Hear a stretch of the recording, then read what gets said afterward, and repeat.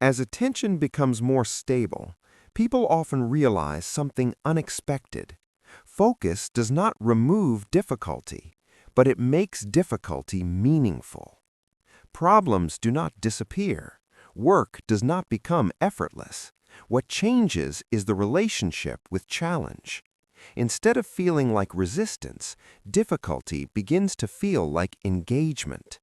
This shift is subtle but powerful. When attention is scattered, effort feels heavy because it produces little progress. When attention is focused, effort feels purposeful because each step builds on the last. This is why deep work often feels energizing even when it is intense. The mind recognizes momentum. It senses direction. Momentum is deeply motivating. In contrast, shallow work creates the illusion of movement without traction. Tasks are completed, but nothing accumulates.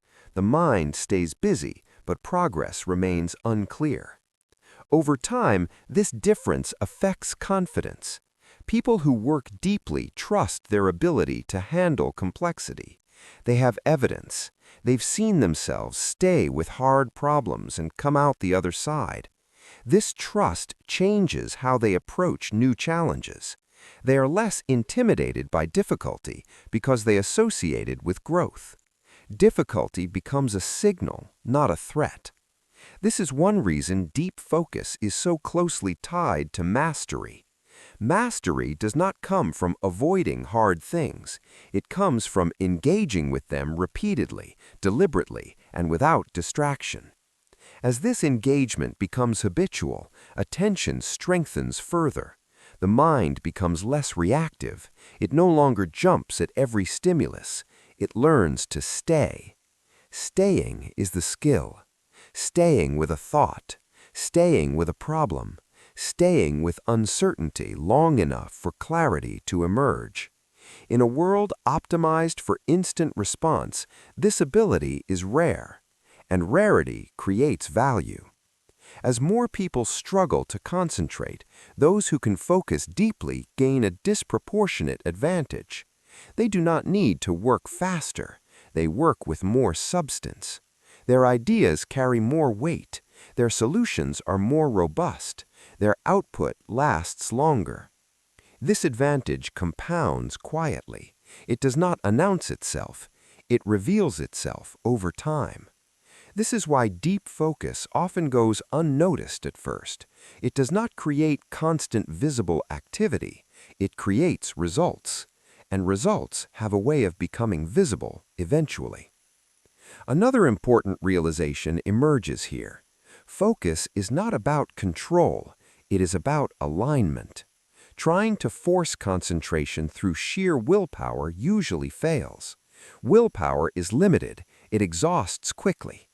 Alignment, on the other hand, is sustainable. When goals are clear, environments are supportive, and distractions are minimized, focus happens more naturally. Less energy is spent resisting temptation. More energy is available for thinking. This is why people who rely solely on motivation burn out, while those who design their attention thrive. Design removes friction. It reduces the number of decisions that drain mental energy. It replaces constant choice with clear defaults. Over time, this design becomes invisible. Focus feels normal. Distraction feels intrusive. This reversal is critical. When distraction feels normal, focus requires effort. When focus feels normal, distraction requires justification. This is the point at which deep work becomes self-sustaining. From here, progress accelerates. Learning becomes faster because attention is undivided. Skills deepen because practice is deliberate. Output improves because thinking is thorough. But perhaps the most important change is internal. People who focus deeply experience a sense of agency that is rare in modern life. They feel less controlled by external demands, less pulled by noise, more grounded in intention. This agency is empowering.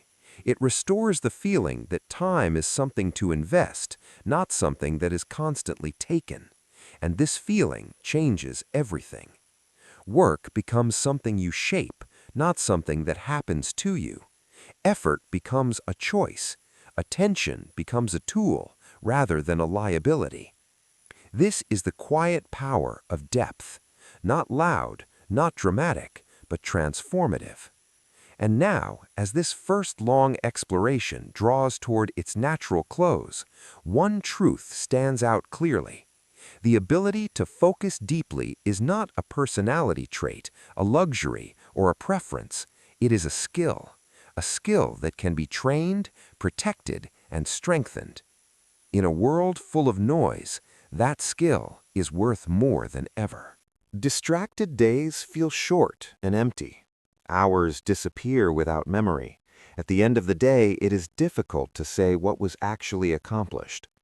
Focused days feel full. Even when they are demanding, they leave behind a sense of substance. The mind remembers what it worked on. Effort feels accounted for. This difference matters. Memory is not just a record of the past, it shapes identity. When days blur together, life feels rushed. When days have weight, life feels intentional. Depth gives days weight. This is one reason why people who practice deep focus often feel less overwhelmed, even when they take on ambitious goals. Their time feels used rather than lost. Another shift happens around self-trust. When someone repeatedly proves to themselves that they can focus, persist, and complete meaningful work, their internal dialogue changes. Doubt weakens. Procrastination loses power. Not because discipline suddenly improves, but because avoidance no longer feels necessary. Avoidance thrives when tasks feel vague, overwhelming, or endless.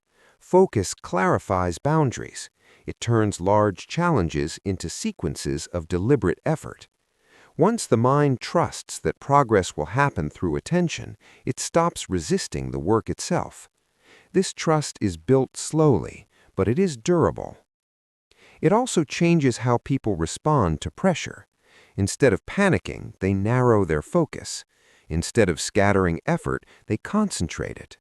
Pressure becomes something to work through, not something to escape from. This is a hallmark of high-level performers across disciplines.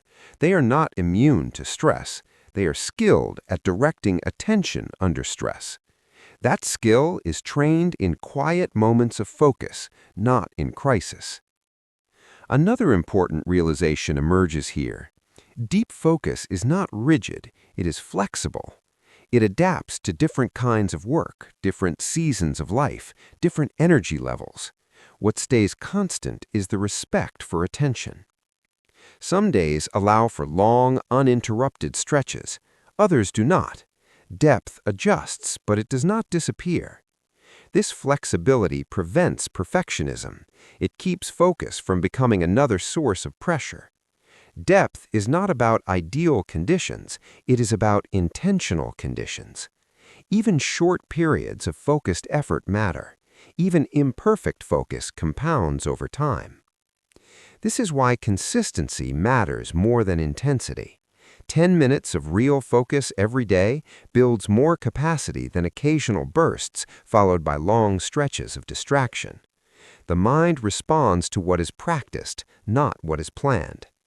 As this becomes clear, people stop waiting for motivation. They start relying on rhythm.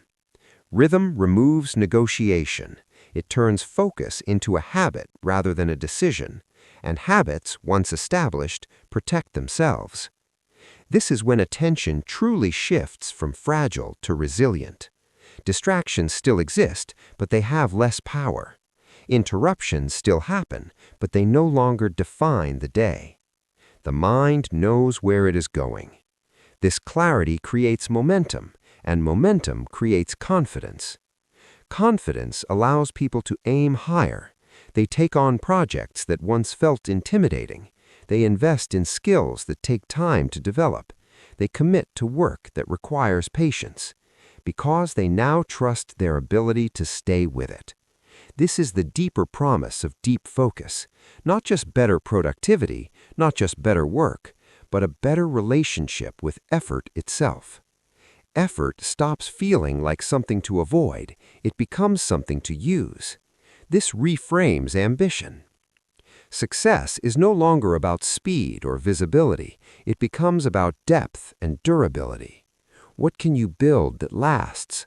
What can you learn that compounds? What can you create that reflects your best attention? These questions become guiding principles, and with them comes a quiet confidence that is increasingly rare. The confidence that comes from knowing your attention is under your control. The confidence that comes from choosing depth in a shallow world. That choice, repeated over time, changes everything. This exploration comes to an end. It's worth stepping back and looking at the bigger picture. Deep focus is not about doing more. It is about doing what matters with full presence. It is about choosing depth in a world that constantly pulls attention outward. Nothing discussed here requires extraordinary talent. It does not demand perfect discipline or extreme isolation. It asks for something simpler and more difficult: respect for attention. Attention shapes experience. What you focus on repeatedly becomes what you understand. What you understand becomes what you can shape. Over time, this determines the quality of your work and the direction of your life. Distraction promises ease, but delivers fragmentation. Focus demands effort, but delivers clarity. This trade-off is always available.